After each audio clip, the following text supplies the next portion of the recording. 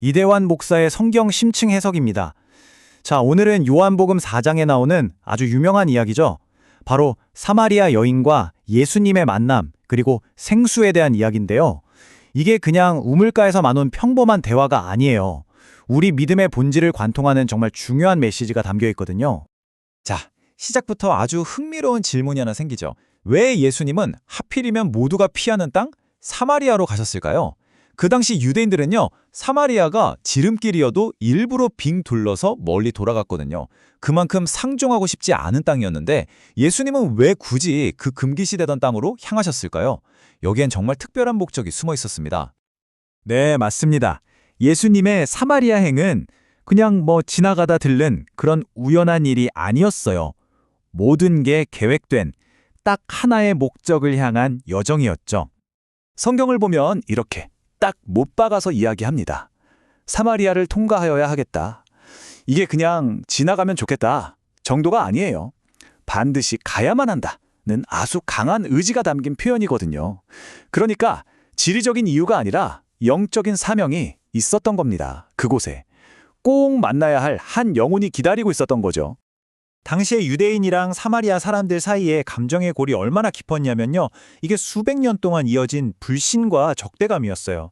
유대인들은 사마리아 땅 자체를 더럽다고 생각했고 당연히 그곳 사람들과는 말도 섞지 않았죠.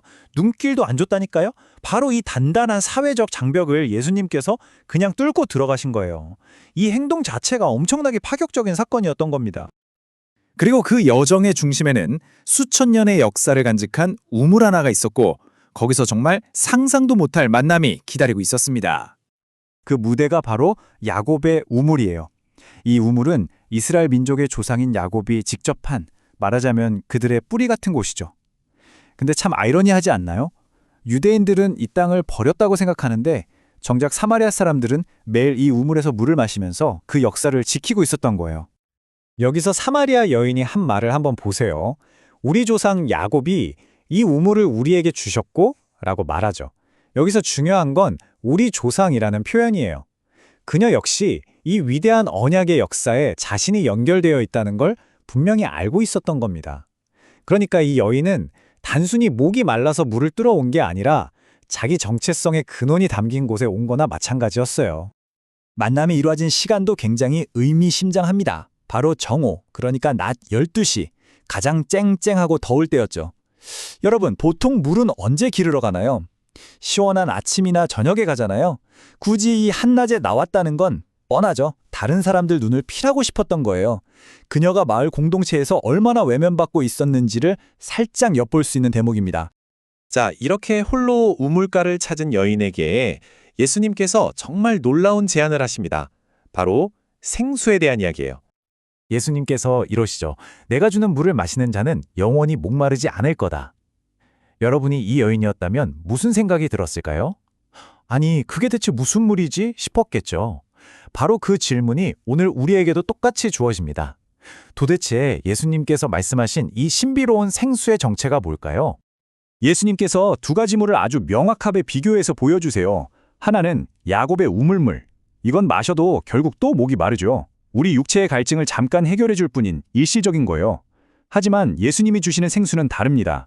이건 우리 영혼 깊은 곳의 갈증을 채워서 영원히 다시는 목마르지 않게 하는 근원적인 생명의 물이라는 거죠. 자, 이제 이 대화의 하이라이트로 가보겠습니다. 예수님께서 이 먼 사마리아까지 오셔서 이 여인에게 주려고 하셨던 바로 그 생수, 그 비밀이 드디어 밝혀집니다. 핵심은 바로 이거예요. 이 목사님은 이 생수가 다른 게 아니라 바로 하나님이 우리에게 주시는 단 하나의 선물, 성령을 의미한다고 설명합니다. 우리 안에서 마르지 않고 계속 솟아나는 샘물처럼 우리를 영원한 생명으로 이끌어주는 것. 그게 바로 성령의 역할이라는 거죠. 이제 아시겠죠? 예수님께서 왜 그토록 반드시 사마리아를 통과해야만 했는지, 왜 세상의 눈을 피해서 외롭게 우물가에 나온 이 여인을 만나셔야만 했는지, 그 이유가 바로 여기에 있었던 겁니다. 이 단 하나의 선물, 성령을 직접 전해주기 위해서였어요. 그렇다면 이 이야기가 오늘을 사는 우리에게 주는 메시지는 뭘까요? 그건 바로 우리가 하나님께 과연 무엇을 구해야 하는가에 대한 아주 근본적인 질문을 던져줍니다. 이 표를 보면 우리 자신을 좀 돌아보게 되죠. 우리는 얼마나 자주 돈이나 성공처럼 마셔도 또 목마를 세상의 것들을 구하고 있나요? 이 목사님은 예수님께서 우리에게 진짜 구하라고 가르치신 건 바로 이 영적인 선물, 즉 생수, 성령이었다고 지적합니다. 지금 우리의 기도는 어디를 향하고 있을까요? 자, 그럼 이 가장 귀한 선물 어떻게 받을 수 있을까요? 그 방법이 놀라울 정도로 간단하고 명확해요. 예수님께서 여인에게 말씀하셨잖아요. 네가 만약 알았더라면 나에게 구했을 것이다. 첫째, 구하는 겁니다. 그리고 내 말을 믿으라고 하셨죠. 둘째, 그분의 말씀을 믿는 겁니다. 이렇게 우리가 구하고 믿을 때 하나님께서 우리에게 성령을 선물로 주신다는 거예요. 성령을 받는 게 왜 이렇게 중요할까요? 이 목사님은 성령의 역할이 바로 이거라고 설명합니다. 우리 안에서 멈추지 않는 샘물처럼 계속 풍풍 솟아나면서 우리를 영원한 생명으로 쭉 이끌어주는 거예요. 잠깐의 만족이 아니라 영생을 향해 나아가는 지속적인 생명의 에너지가 되는 거죠. 자, 오늘 이야기의 결론입니다. 우리 삶에 진짜로 필요한 건요, 잠깐 있다가 사라질 그런 세상의 것들이 아니에요. 영원한 만족과 생명을 주시는 하나님의 선물, 바로 성령입니다. 오늘도 말씀을 삶에서 적용하고 실천해 봅시다.